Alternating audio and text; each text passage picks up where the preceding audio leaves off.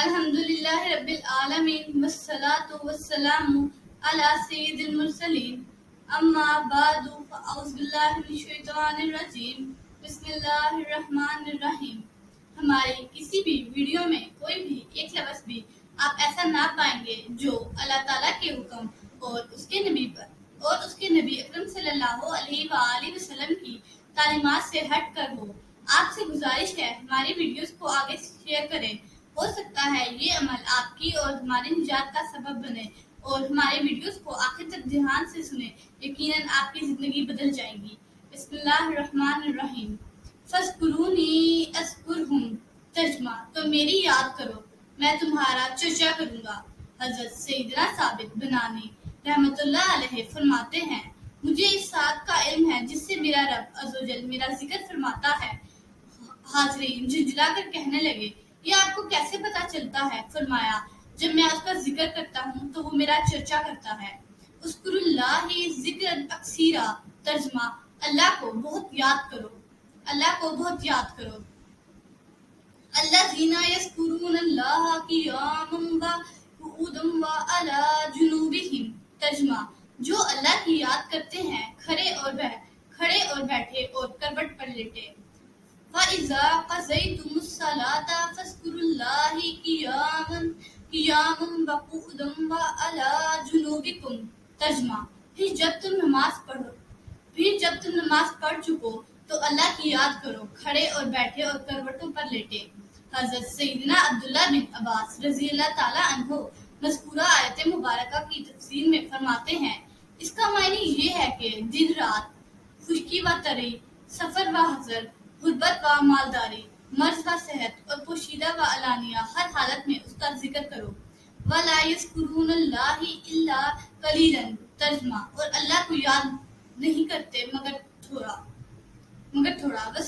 وَاذْكُر رَّبَّكَ فِي نَفْسِكَ تَضَرُّعًا وَخِيفَةً وَدُونَ الْجَهْرِ مِنَ الْقَوْلِ بِالْغُدُوِّ وَالْآصَالِ وَلَا تَكُن مِّنَ الْغَافِلِينَ، ترجمہ اور اپنے رب کو اپنے دل میں یاد کرو، زاری یعنی عاجزی اور ڈر سے، اور بے آواز نکلے زبان سے صبح اور شام، اور غافلوں میں نہ ہونا۔ وَلَا ذِکْرُ اللَّهِ اکبر، ترجمہ اور بے شک اللہ کا ذکر سب سے بڑا ہے۔ حضرت سیدنا عبداللہ بن عباس رضی اللہ تعالیٰ عنہ فرماتے ہیں، مذکورہ آیت مبارکہ کی دو تفسیریں ہیں۔ تم اللہ عزوجل کو یاد کرتے ہو، اس سے عظیم تر بات یہ ہے کہ اللہ عزوجل تمہارا ذکر فرماتا ہے۔ تمام عبادتوں سے افضل عبادت اللہ عزوجل کا ذکر ہے۔ ذکر فرمانے مصطفیٰ صلی اللہ علیہ وآلہ وسلم، ذاکر اللہ فی الغافلین کالشجرۃ الخضراء فی وسط الحاشم، ترجمہ یعنی غافلوں میں ذکر اللہ کرنے والا ایسا ہے جیسے خشک جنگل میں سرسبز درخت۔ ذاکر اللہ فی الغافلین کالمقاتل بین الفارین، ترجمہ یعنی غافلوں میں اللہ عزوجل کا ذکر کرنے والا میدان جہاد سے بھاگنے والوں میں مجاہد کی مانند ہے۔ اللہ عزوجل ارشاد فرماتا ہے، ترجمہ یعنی میں بندے کے ساتھ ہوتا ہوں جب تک وہ میرا ذکر کرتا رہے اور اس کے ہونٹ میرے ذکر کے لیے ہلتے رہیں۔ کسی بندے نے ذکر اللہ سے بڑھ کر عذاب الہی سے نجات دلانے والا کوئی عمل نہیں کیا۔ صحابہ کرام علیہم الرضوان نے عرض کی، یا رسول اللہ صلی اللہ علیہ وآلہ وسلم، کیا اللہ عزوجل کی راہ میں جہاد بھی نہیں؟ ارشاد فرمایا، جہاد بھی نہیں مگر یہ کہ تم اپنی تلوار سے کفار کو مارو یہاں تک کہ تلوار ٹوٹ جائے، پھر مارو پھر ٹوٹ جائے، پھر مارو پھر ٹوٹ جائے۔ من احب ان یرتع فی ریاض الجنۃ فلیکثر ذکر اللہ عزوجل، یعنی باغ جنت میں آسودگی کا خواہش مند ذکر اللہ کی کثرت کرے۔ بارگاہ رسالت میں عرض کی گئی، کون سا عمل افضل ہے؟ ارشاد فرمایا، مرتے دم تک تیری زبان ذکر اللہ سے تر رہے۔ تو صبح و شام اپنی زبان ذکر اللہ سے تر رکھ، اس برکت سے تیرے صبح و شام کے گناہ مٹ جائیں گے۔ ایک روایت میں ہے کہ صبح و شام اللہ عزوجل کا ذکر جہاد میں تلواریں توڑنے اور فیاضی سے مال خیرات کرنے سے بہتر ہے۔ اللہ عز و جل ارشاد فرماتا ہے جب میرا بندہ مجھے دل میں یاد کرتا ہے تو میں بھی اسے تنہا یاد کرتا ہوں، اور اگر وہ میرا ذکر مجمع میں کرتا ہے تو میں اس سے بہتر مجمع میں اس کا ذکر کرتا ہوں۔ اگر وہ ایک بارشت مجھ سے قریب ہوتا ہے میں ایک ہاتھ اس کے قریب ہو جاتا ہوں، اور اگر وہ ایک ہاتھ میرے قریب آتا ہے تو میں اس سے 2 ہاتھ قریب ہو جاتا ہوں، اور اگر وہ میرے پاس چل کر آتا ہے تو میں اس کی طرف دوڑ کر آتا ہوں۔ مذکورہ حدیث پاک میں دوڑنے سے مراد بندے کی فریاد رسی اور قبولیت دعا میں جلدی کرنا ہے۔ ترجمہ یعنی 7 شخص وہ ہیں کہ جنہیں اللہ عز و جل اس دن اپنے سائے میں رکھے گا، جس دن اس کے سوا کوئی سایہ نہ ہوگا۔ ان میں سے ایک وہ ہے جو تنہائی میں اللہ عز و جل کو یاد کرے تو اس کی آنکھوں سے آنسو بہیں۔ کیا میں تمہیں ایسا بہترین عمل نہ بتاؤں جو رب عز و جل کے نزدیک بہت ستھرا، تمہارے درجے بلند کرنے والا اور تمہارے لیے سونا چاندی خیرات کرنے سے بھی بہتر ہو، اور تمہارے لیے اس سے بھی بہتر ہو کہ تم دشمن سے جہاد کر کے ان کی گردنیں مارو اور وہ تمہیں شہید کریں۔ صحابہ کرام علیہ رضوان نے عرض کی یا رسول اللہ صلی اللہ علیہ وآلہ وسلم ضرور۔ ارشاد فرمایا ہر وقت اللہ عز و جل کا ذکر کرتے رہنا۔ اللہ عز و جل ارشاد فرماتا ہے ترجمہ یعنی جیسے میرے ذکر مجھ سے مانگنے سے روک دے میں اسے مانگنے والوں سے زیادہ دوں گا۔ حضرت سیدنا فضیل بن عیاض رحمۃ اللہ علیہ فرماتے ہیں ہمیں یہ روایت پہنچی ہے کہ اللہ عز و جل ارشاد فرماتا ہے اے میرے بندے تو مجھے فجر و عصر کے بعد گھڑی بھر یاد کر لیا کرے، میں تجھے ان 2 ساعتوں کے درمیان یعنی دن رات کے تمام اوقات میں کفایت کروں گا۔ بعض علماء کرام رحمہم السلام فرماتے ہیں اللہ عز و جل ارشاد فرماتا ہے جب میں کسی بندے کے دل کو اپنی یاد میں محو پاتا ہوں تو اس کے تمام امور سنوار دیتا ہوں، اس کی نشت و کلام کو اپنی رحمت عطا کرتا ہوں اور اسے اپنا دوست بنا لیتا ہوں۔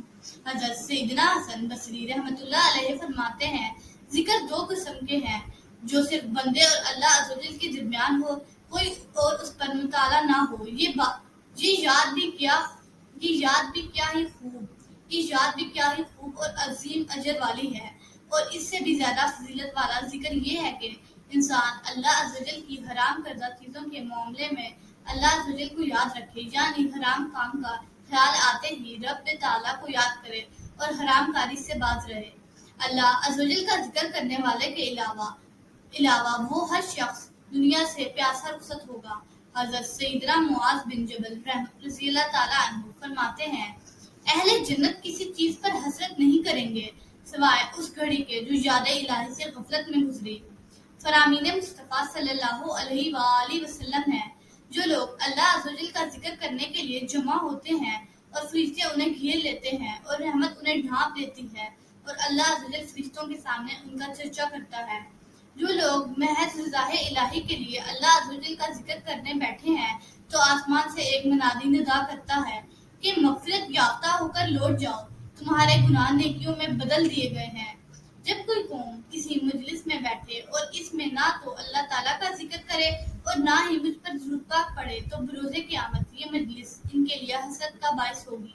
مروی ہے کہ حضرت داؤد علیہ السلام نے دعا مانگی یا اللہ عز و جل جب تو مجھے دیکھے کہ میں ذاکرین کی محفل چھوڑ کر غافلین کی طرف بڑھ رہا ہوں تو میرے پاؤں ضائع فرما دینا، یہ بھی تیرا مجھ پر ایک انعام ہوگا۔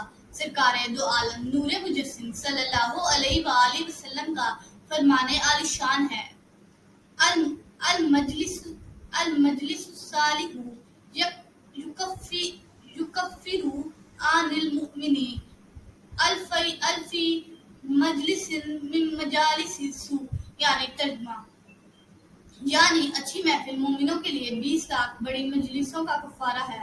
حضرت سیدنا ابو ہریرہ رضی اللہ تعالیٰ عنہ فرماتے ہیں جن گھروں میں اللہ عز و جل کا ذکر ہوتا ہے اہل آسمان ان گھروں کو ایسے دیکھتے ہیں جیسے تم ستاروں کو دیکھتے ہو۔ حضرت سیدنا سفیان بن عیینہ رحمۃ اللہ علیہ فرماتے ہیں جب لوگ ذکر اللہ کے لیے جمع ہوتے ہیں تو شیطان اور دنیا علیحدہ ہو جاتے ہیں۔ شیطان دنیا سے کہتا ہے تو دیکھ رہی ہے کہ کیا کر رہے ہیں، دنیا کہتی ہے انہیں چھوڑ دے، جو ہی یہ ذکر سے فارغ ہوں گے میں انہیں گردنوں سے پکڑ کر تیرے حوالے کر دوں گی۔ حضرت سیدنا ابو ہریرہ رضی اللہ تعالیٰ عنہ ایک مرتبہ بازار میں تشریف لائے اور فرمایا لوگوں میں تمہیں یہاں دیکھ رہا ہوں حالانکہ مسجد میں سرور کائنات شاہ موجودات صلی اللہ علیہ وآلہ وسلم کی میراث تقسیم ہو رہی ہے۔ لوگ بازار چھوڑ کر مسجد کی طرف گئے مگر انہیں کوئی میراث بنتی دکھائی نہ دی۔ انہوں نے حضرت سیدنا ابو ہریرہ رضی اللہ تعالیٰ عنہ سے کہا ہم نے تو مسجد میں کوئی میراث تقسیم ہوتی نہیں دیکھی۔ آپ رضی اللہ تعالیٰ عنہ نے پوچھا پھر تم نے وہاں کیا دیکھا؟ بولے ہم نے دیکھا وہاں کچھ لوگ اللہ عز و جل کا ذکر کرنے اور قرآن مجید کی تلاوت میں مشغول ہیں۔ آپ رضی اللہ تعالیٰ عنہ نے فرمایا یہی تو رسول اللہ صلی اللہ علیہ وآلہ وسلم کی میراث ہے۔ بسم اللہ الرحمن الرحیم صلی اللہ علی حبیبہ سیدنا محمد وآلہ وصحبہ وسلم۔ اس درود پاک کے بے شمار فوائد ہیں۔ اس درود پاک کو کثرت سے پڑھنے والے کو دین و دنیا میں کسی چیز کی کمی نہیں رہتی۔ سکون قلب کی دولت سے مالا مال ہو جاتا ہے، دشمن دوست بن جاتا ہے۔ اگر کوئی چاہے دل کی کدورت، کینہ، دل کا میل، بغض، حسد اور اخلاق رذیلہ دور ہو جائیں تو اس درود پاک کو کثرت سے پڑھیں۔